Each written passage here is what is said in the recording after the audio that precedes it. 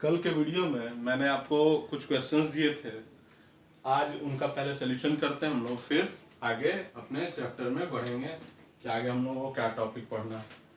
तो पहला क्वेश्चन जो था कल जो मैंने आपको दिया था वो था, डायग्राम था ऐसा एक,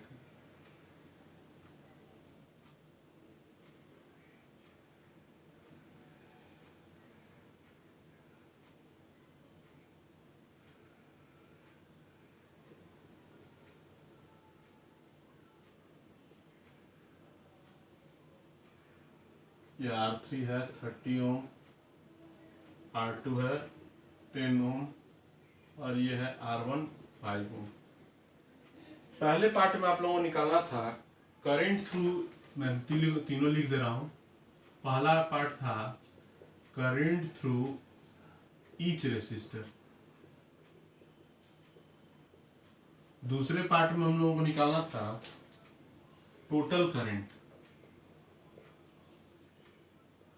total current in circuit, circuit में टोटल कितना करंट है। और थर्ड पार्ट में हम लोगों को निकालना था टोटल रेसिस्टेंस, टोटल रेसिस्टेंस। तो आइए दिमाग लगाते हैं जरा कैसे ये बनेगा। तो सिंपल वही कंसेप्ट, यहाँ से निकला करंट, करंट आते हुए तीन भाग में टूटेगा। R1 है तो इधर I1 मान लिया, इधर I2 मान लिया R2 के थ्रू, और इधर I3 हम लोगों को निकालना है। लेकिन इन तीनों का एक चीज मैंने बताया था, पैरेलल है तो इनका पोटेंशियल डिफरेंस सेम होगा। और वो पोटेंशियल किसके बराबर होगा, गौर करके देख लीजिए। 1 पॉइंट, 2 पॉइंट, पहला पॉइंट आके कनेक्ट है बैटरी से, दूसरा पॉइंट भी बैटरी से, तो इनका पोटेंशियल डिफरेंस बैटरी के बराबर होगा।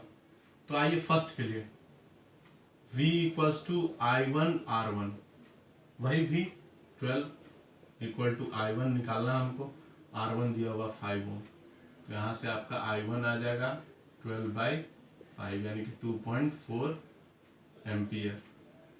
ये हो गया फर्स्ट पार्ट के लिए। फिर सेकंड के लिए V equals to I2 R2, फिर वही भी 12, क्योंकि पोटेंशियल डिफरेंस तीनों का बराबर होगा, पैरेलल में है ना, और वो किन और तो कुछ है नहीं लगा हुआ, तो ये इसी के थ्रू है, तो ये हो जाएगा 12 इक्वल टू I2 निकालना हम लोग को, R2 का वैल्यू 10 दिया हुआ है, तो I2 हमारा हो जाएगा 12/10 यानी कि 1.2 ओम।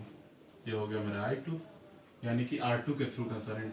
और अब देखिए फिर V equals to I3 R3, ये R3 के थ्रू, तो यहाँ भी 12, I3 हम लोगों को निकालना है, R3 का वैल्यू कितना 30, I3 इक्वल टू 12/30, 3 4 जा 3 10 जा, I3 इक्वल टू 0.4 एम्पियर। तो हम लोगों का निकल गया फाइनली I1 इक्वल टू, मतलब R1 के थ्रू का current 2.4 ampere, I2 1.2 ampere, sorry ohm मैंने लिख दिया था, I3 0.4 एम्पियर। आंसर जरा मैं देख ले रहा हूँ कि क्या हम लोगों का सही है। सही होगा, जब हम लोगों ने सही प्रोसेस किया है तो आंसर सही ही होना चाहिए। फिर भी एक बार मिला लिया जाए।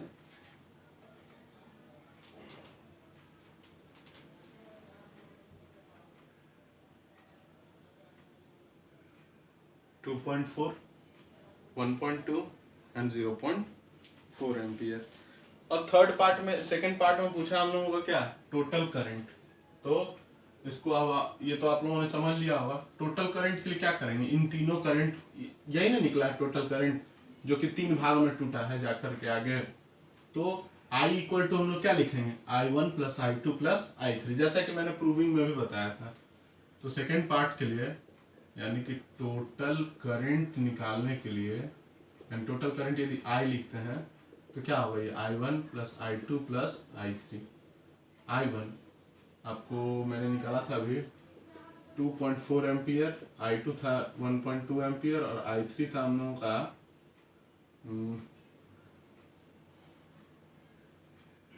0.4 एम्पियर शायद था ना, हाँ 0.4 एम्पियर।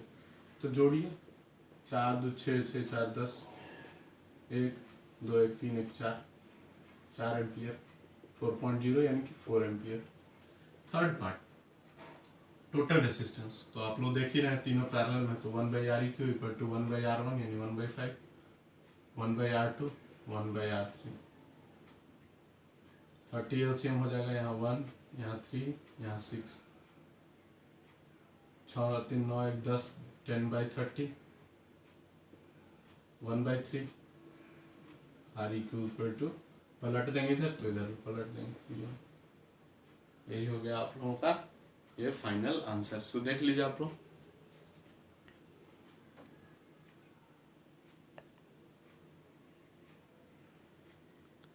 अब इसके बाद का जो क्वेश्चन था, अब हम लोग को सेकंड क्वेश्चन, अब उसकी तरफ हम लोग चलते हैं कि वो क्वेश्चन क्या था हम लोगों का।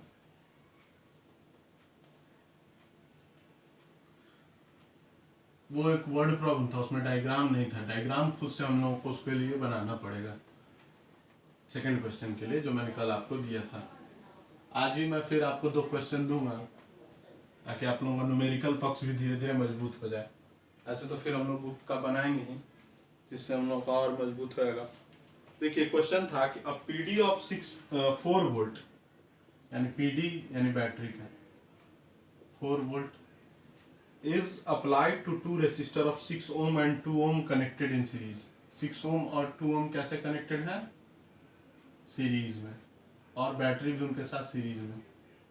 एक है हमारा 6 ओम, एक है 2 ओम।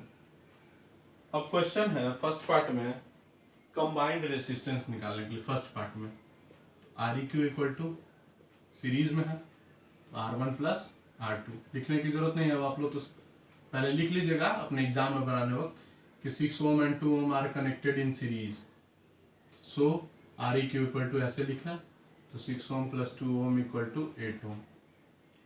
सेकेंड पार्ट में आइए।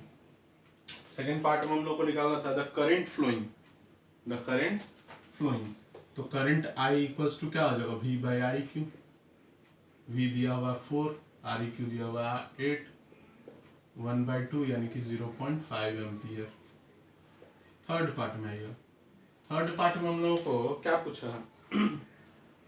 PD अक्रॉस 6 वोल्ट 6 ओम पूछा है। PD अक्रॉस यानी potential difference across 6 ohm resistor.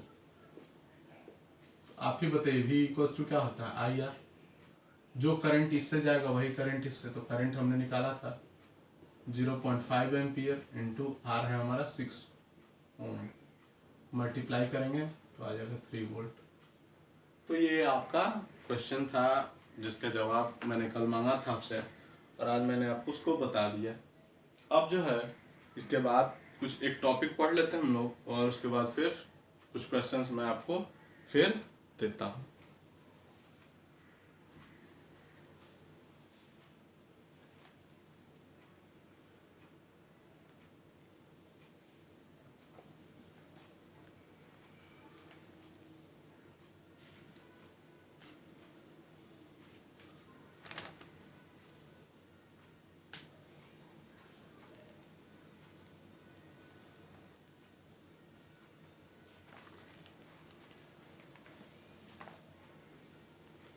चलिए इसके बाद छोटा सा एक टॉपिक बस में हम लोग आज डिस्कस करेंगे, उसके बाद फिर अगले दिन हम लोग आगे इसमें पढ़ेंगे।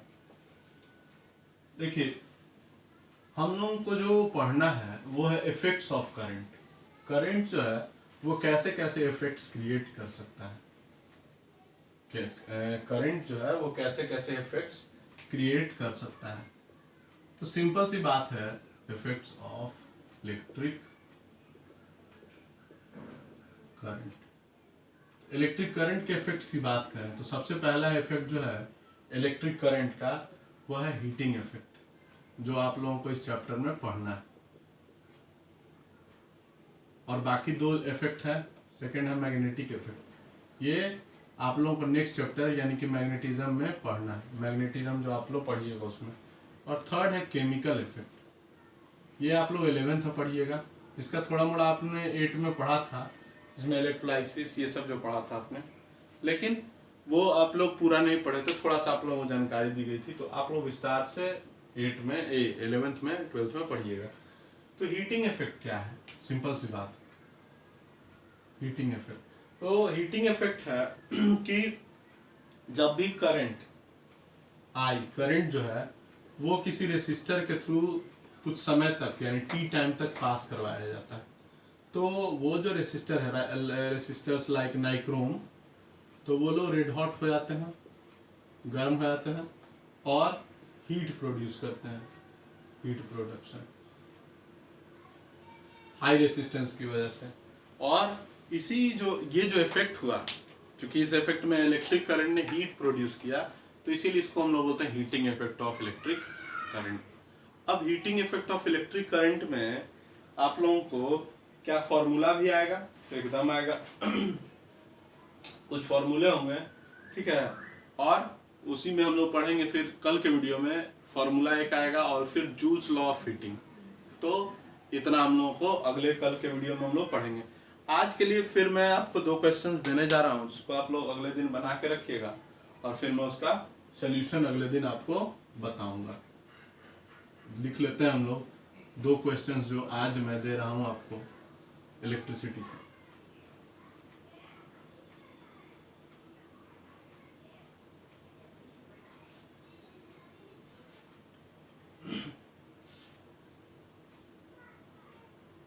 आइए देखते हैं कौन सा क्वेश्चन है हम लोगों का। क्वेश्चन है नेक्स्ट जो वो है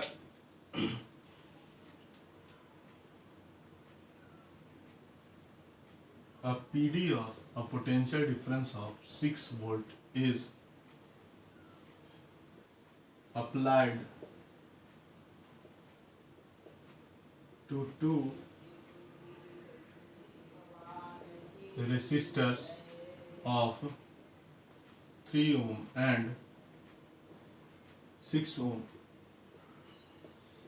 connected in parallel. Calculate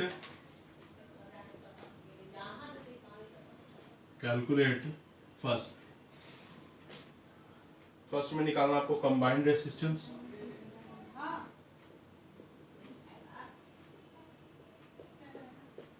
resistance, second part में आपको निकालना है current in main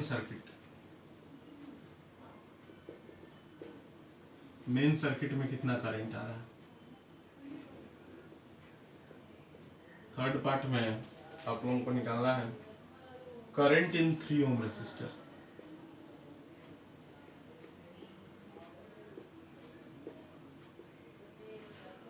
second question की ओर चले। सेकेंड क्वेश्चन में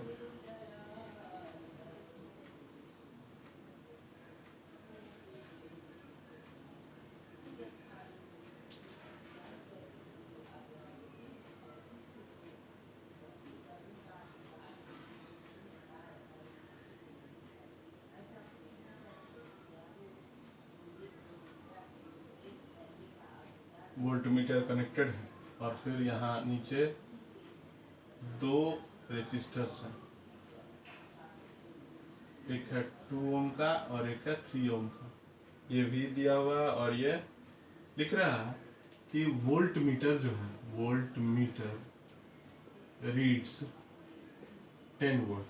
ये जो वोल्टमीटर लगा हुआ है, यहाँ बैटरी ऊपर लगी हुई है, डॉट डॉट दिया हुआ है, यानी बहुत सारे सेल्स लगे हुए हैं। तो ये जो बैटरी है या बैटरी और ये पूरा कॉम्बिनेशन, तो इसमें जो ये वोल्ट मीटर है ये रीड कर रहा है 10 वोल्ट। अब आप लोगों को निकालना है सबसे पहले पार्ट में आर ई क्यू, यहाँ पे देख करके आर ई क्यू निकालना है। सेकेंड पार्ट में आपको निकालना है करंट, टोटल करंट टोटल, ठीक है। और थर्ड पार्ट में आपको निकालना है पीडी अक्रॉस 2 ओम रेसिस्टर, और फोर्थ पार्ट में निकालना है आपको पीडी अक्रॉस 3 ओम रेसिस्टर। तो ये बातें आपको इसमें करनी है।